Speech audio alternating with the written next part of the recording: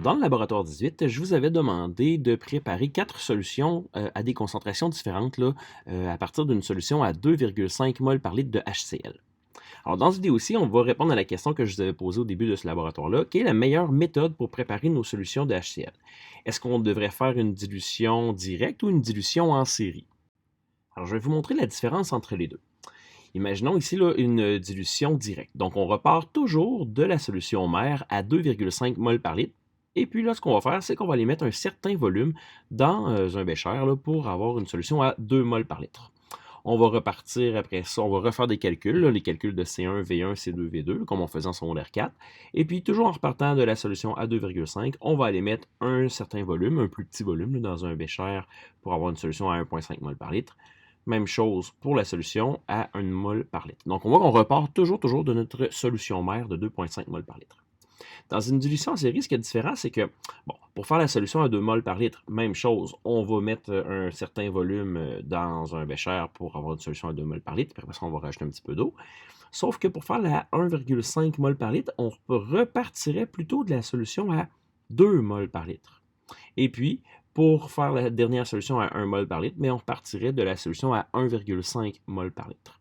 On avait déjà fait une dilution en série en secondaire 4 là, dans le laboratoire PPM. Alors là, quelle était la meilleure méthode dans ce cas-ci? Alors, on va faire, pour le déterminer, on va faire des calculs, puis on va voir là, quelle quantité de soluté ça nous prend, de solution concentrée, là, ça nous prend pour faire nos différentes solutions. Puis après ça, on va faire du calcul d'incertitude pour voir s'il y a une méthode qui est meilleure que l'autre. Donc, commençons par la dilution directe. Donc, on doit ici utiliser notre petite formule là, C1V1, C2V2. On sait ici que notre concentration 1, c'est la concentration de la solution concentrée. Donc, pour la première dilution, on va partir avec du 2,5 mol par litre. On ne sait pas encore c'est quoi le volume de solution à 2,5 mol par litre qu'on doit utiliser. Donc, on va mettre un petit point d'interrogation ici pour l'instant. On sait que ce qu'on veut à la fin, on veut que notre concentration finale soit à 2 mol par litre. Et puis là, moi, je vous avais demandé de préparer 25 ml de solution. Donc, ça va être notre V2. Donc, avec notre petite formule de l'an passé, là, C1, V1, C2, V2, on va aller isoler le V1 et on va trouver ici un volume de 20 ml. Alors, ça veut dire qu'on va partir de notre solution à 2,5 mol par litre. On va en mesurer 20 ml dans un cylindre gradué de 25 ml et on va verser ce 20 ml-là dans notre fiole jaugée de 25 ml. On utilise la fiole jaugée parce qu'on nous avait demandé d'utiliser les appareils les plus précis. On aurait pu effectivement rajouter de l'eau dans le cylindre gradué jusqu'à 25 ml, mais la fiole est plus précise. Et attention, dans le protocole, on écrit vraiment là qu'on rajoute de l'eau jusqu'à 25. On ne va pas écrire qu'on ajoute 5 ml d'eau, puisque on n'a pas mesuré ce 5 ml d'eau-là. Et on le sait depuis l'an passé là, que 20 ml plus 5 ml ne donne pas nécessairement 25 ml. On avait fait l'expérience avec de l'eau et de l'alcool l'an passé. Donc là, ici, ce que je vais dire ici dans mon protocole, c'est que je vais rajouter de l'eau jusqu'à 25 ml, jusqu'au trait de jauge de ma fiole finalement. On met un bouchon, on mélange par inversion une dizaine de fois, on s'assure que ma solution, dans le fond, elle est bien homogène. Puis après ça, on pourra vider là, notre fiole jaugée dans une éprouvette ou dans un bécher, là, selon ce qui est disponible. Alors là, je vais vous montrer tout de suite là, le calcul de l'incertitude sur la concentration 2. Oui, parce que dans le fond, comme mon volume 1 avait une incertitude, puisqu'on l'a mesuré, puis que mon volume 2 aussi, là, il y a une incertitude puisqu'il a été mesuré, je ne suis pas sûr que mon C2 il est vraiment à 2 mol par litre. Il y a sûrement une incertitude dessus. Alors ici, comme on a seulement des multiplications-divisions, donc on va pouvoir utiliser l'incertitude relative, c'est-à-dire en pourcentage. Alors on se rappelle que l'incertitude relative, c'est l'addition de l'incertitude relative sur mes différentes valeurs de V1, de C1 et de V2. Donc, j'ai mis la petite formule ici. Là. Donc, ici, on se rappelle que notre incertitude sur C1, on avait dit, nous, qu'il n'y en avait pas, parce que, la technicienne, là, quand elle prépare la solution, elle en prépare tellement des gros volumes qu'au final, là, c'était négligeable. Donc, ici, on va simplement additionner l'incertitude sur mon V1, qui est de 0,25 ml, excusez-moi, sur 20 ml, donc sur ma mesure, sur ce que j'ai mesuré. Et puis, l'incertitude sur la fiole jaugée était de 0,06 ml, qui est inscrit là-dessus. Puis moi, j'ai mesuré 25 ml. Donc, En tout, ça donne un pourcentage. Non, en fait, ça donne une incertitude de 1,5%. J'oublie pas là, de faire x100 là, si je veux ce chiffre-là, là, parce que sinon, sur ma calculatrice, ça donne 0,015. Si on veut avoir l'incertitude absolue, un peu ce qu'on avait déjà dit, que c'était souvent plus pratique de connaître l'incertitude absolue, ben, comme d'habitude, on va tout simplement multiplier notre incertitude relative fois là, notre mesure de C2, là. Donc 1,5% de 2 mol par litre. Ça va donc me donner une incertitude de 0,03 mol par litre. Donc, ici, ma concentration C2, on peut dire qu'elle est 2,00, plus ou moins 0,03 mol par litre. C'est donc assez précis quand même là, comme façon de faire. On va aller maintenant calculer comment faire la solution C3, je pourrais l'appeler comme ça, là, la solution à 1,5 mol par litre. Donc, on va reprendre finalement exactement le même calcul, comme tu peux voir ici, là, avec la même formule, là, mais ici, dans le fond, au lieu d'écrire C1V1, C2V2, j'ai écrit C1V1, C3V3. Dans le fond, là, les petits 1 m'indiquent que j'ai pris la solution à 2,5 mol par litre. Puis, les petits 3 m'indiquent que c'est ma solution là, à 1,5 mol par litre. Donc, on refait exactement le même calcul, sauf que, bien sûr, le C3 n'est pas le même. C'est ça, le V3, lui, va rester le même parce que je voulais quand même avoir 25 ml de solution à 1,5 mol par litre. Donc, comme ma concentration 3 est un peu plus petite, ça me donne un volume un peu plus petit. Ça va me donner un volume de 15 ml. Donc, comme tantôt, hein, on va aller mesurer 15 ml dans notre cylindre gradué de 25. On va mettre ça dans la fiole jaugée et puis on va rajouter de l'eau jusqu'à 25 ml. L'incertitude ici, ça va être encore le même calcul, sauf que là, mon V1 a un peu changé. Hein? Mon V1 n'est plus de 20 ml, il est rendu de 15 ml. Donc, notre incertitude de 0,25 va être sur un plus petit nombre, sur 15 ml, ce qui va faire un peu augmenter notre incertitude. On le voit ici, là, que tantôt on avait 1,5%, là, ici on est rendu à 1,9%. Si on transforme ça en incertitude absolue, on voit toutefois qu'en arrondissant là, à un chiffre significatif l'incertitude, puisque c'est la règle pour les incertitudes absolues, on arrive quand même au même chiffre là, avec à la même incertitude de 0,03 mol par litre. Ça reste encore finalement assez précis cette méthode-là. Et puis pour la dernière solution là, à 1 mol par litre, donc on va faire le même principe, là, c'est 1V1, mais c'est 4V4. Donc ici, mon C4, ça va être 1 mol par litre. J'en voulais toujours 25 ml, donc on fait le même calcul. Et puis là, j'arrive à 10 ml. Alors là, il va y avoir un petit quelque chose de différent là, ici. Quand je vais mesurer mon volume de solution, je ne vais pas le mesurer dans un cylindre gradué de 25 ml. Si je veux être plus précis, je vais le mesurer dans un cylindre gradué de 10 ml. Alors, ici, l'incertitude va être impactée. Là. En fait, là, quand je vais faire mon incertitude relative, mon volume V1 va être plus petit, mais l'incertitude absolue sur V1 va aussi être plus petite. Donc, au lieu d'avoir 0,25 d'incertitude, on voit ici là, que j'ai 0,10 ml d'incertitude, à la moitié de la plus petite division du cylindre gradué. Puis mon volume V1 est maintenant seulement de 10 ml. Le reste n'a pas changé puisque j'ai toujours pas d'incertitude sur mon C1. Et puis, j'utilise toujours finalement la fiole jaugée avec le même volume. On voit que ça nous fait une incertitude de 1,3%, une incertitude relative.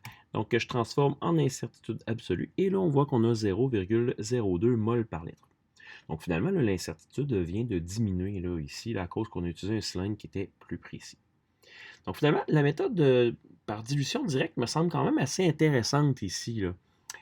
On va aller voir qu'est-ce que ça dit pour la dilution en série. Donc, pour la dilution en série, là, la première solution, on se rappelle qu'on la faisait exactement de la même façon là, pour passer là, du 2,5 mol par litre au 2 mol par litre. Donc ici, il n'y a aucune différence. J'ai repris, là, comme on peut voir, là, exactement les mêmes calculs que tantôt. Donc pour la première solution, on va avoir une solution à 2,00 mol par litre, plus ou moins 0,03. Pour la solution C3, là, regardez là, ce qui est différent. Au lieu de faire C1V1, C3V3, comme je suis reparti de ma deuxième solution, dans ma formule, j'ai écrit C2V2 C3 est égal à C3V3. Et puis là, mon C2, ce n'est plus... là, dans le fond, mon C2, ça va être 2 mol par litre. Hein. Tantôt, on partait du 2,5. Maintenant, on part du 2 mol par litre.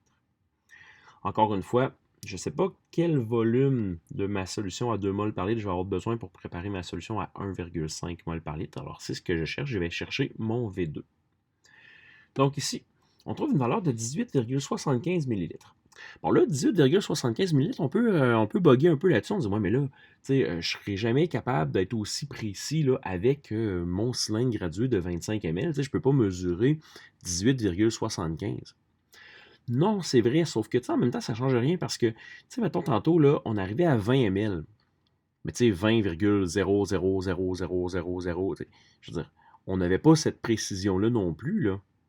Oui, on a l'illusion que si on arrête sur la ligne de 20, on a vraiment 20 ml, mais pas tant que ça, on a une incertitude de 0,25. Donc ici, on essaye de mesurer 18,75. En gros, là, on va être comme entre la ligne du 19 puis du 18, mais plus proche du 19. Mais le ménisque qui serait comme un petit peu en bas du 19. Bon, peu importe, là. Ça ne changera pas grand-chose au final. Sur notre incertitude, est-ce que ça va changer quelque chose? Eh bien là, cette fois-ci, ce qu'il y a de différent, voyez-vous, c'est que en vert, là, ici, j'ai une incertitude sur mon C2. Tantôt, je n'avais pas d'incertitude sur la première concentration parce que c'était la solution qui avait été préparée par la technicienne. Mais là, la solution C2, c'est moi qui l'ai préparée. Il y avait de l'incertitude dessus, on l'a vu dans la diapositive précédente. Donc là, ça va venir rajouter de l'incertitude un peu.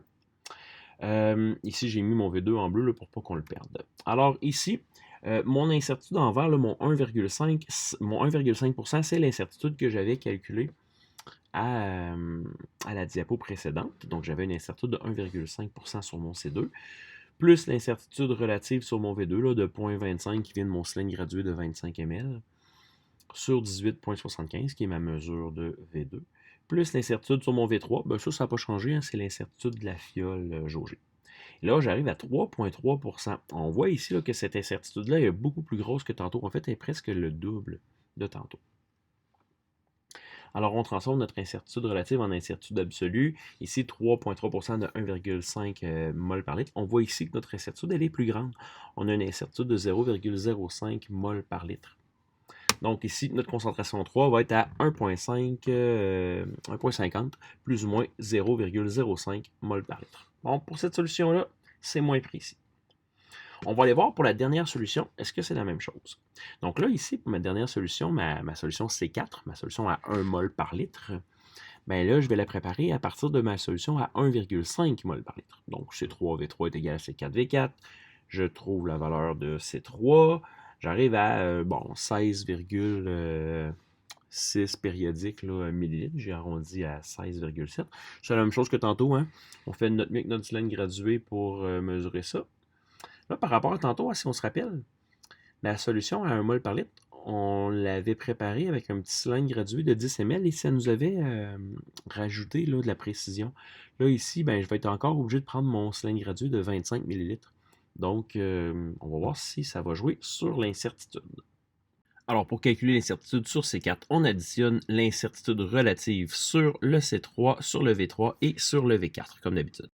Donc ici, mon C3 va avoir de l'incertitude, comme tantôt, hein, l'incertitude qu'on vient juste de calculer à 3,3%. On a une incertitude sur le volume mesuré dans notre cylindre gradué de 16,7 ml, donc une incertitude du cylindre de 0,25 sur 16,7.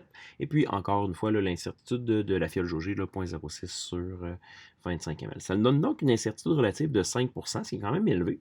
Donc, si on transforme ça en incertitude absolue, on arrive à 0,05 mol par litre.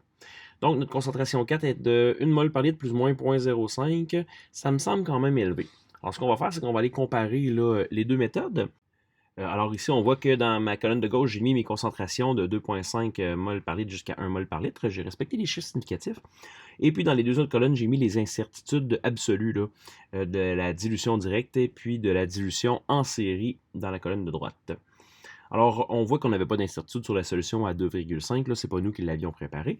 Par contre, on avait des incertitudes, la même incertitude pour les solutions à 2 mol par litre. Oui, parce qu'en fait, on avait utilisé là, la même méthode. Là. Dans les deux cas, on avait mis 20 ml mesuré avec notre cylindre gratuit de 25 ml dans notre fiole jaugée. Puis, c'est pour les solutions à 1,5 mol par litre et à 1 mol par litre, là où on voit qu'il y a quand même une bonne différence.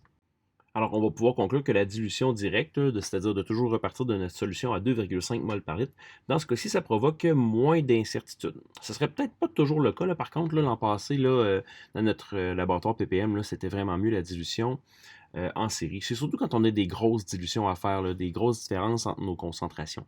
Nous ici, nos concentrations, elles étaient proches, donc il n'y avait pas vraiment d'avantage à faire la dilution en série. Il ne faut pas oublier aussi que dans cette situation-ci, moi, je vous demandais d'avoir 25 millilitres de disponible pour faire la réaction. Puis là, dans le calcul qu'on a fait là, ben, si je prépare 25 millilitres de solution à 2 mols par litre et que je vais en chercher 16 pour faire ma solution à 1,5 mol par litre, bon, on comprend qu'il va me rester même pas 10 ml pour faire ma réaction.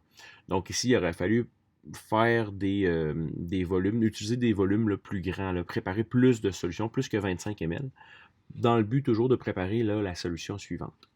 Mais de toute façon, même en faisant les calculs de cette façon-là, qui est un petit peu plus compliqué, là, on n'obtenait pas plus de précision. Fait que ici, l'exercice, c'était juste pour vous montrer là, les calculs qu'on pouvait faire pour déterminer quelle était la meilleure méthode.